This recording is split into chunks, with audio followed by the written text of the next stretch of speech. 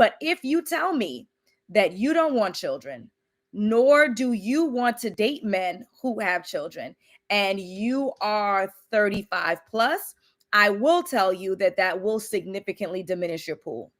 I can't lie to you, right?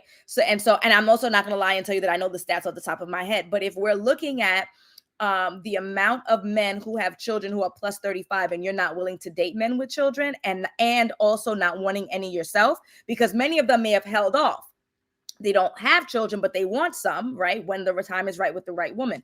So if those two you're combining, plus 35, and and not dating men who have children either, then you are significantly decreasing your pool. Now, that does not mean that you should change your mind.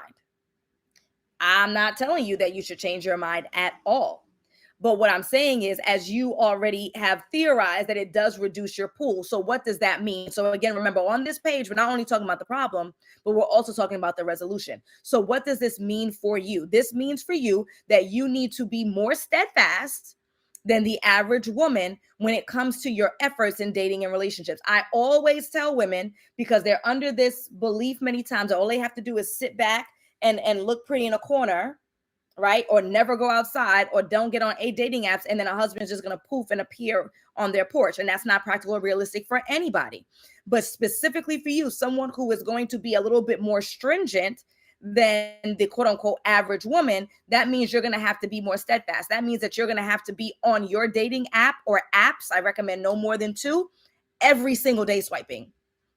Every single day swiping, right? That means that you're going to be having to go out socially. And my recommendation during the cold months, depending on where you live, that's going to be every other week or every other weekend, right? One day out of the weekend, or that's going to be every week when the weather is better. You're going to have to put yourself out there more. You're going to have to put out more effort. This is a numbers game. You need to be engaging. You need to be socializing with more people, so that you have access to a larger pool. So then when you put your limitations on it, which is, I don't want children, and I don't want to date anyone who has children and who will never want them if they want me, right? Then that means you're going to have to be more steadfast. You're going to have to be more efficient in your efforts to expand your pool, so that when you lower and diminish that pool, it's still a reasonable thing.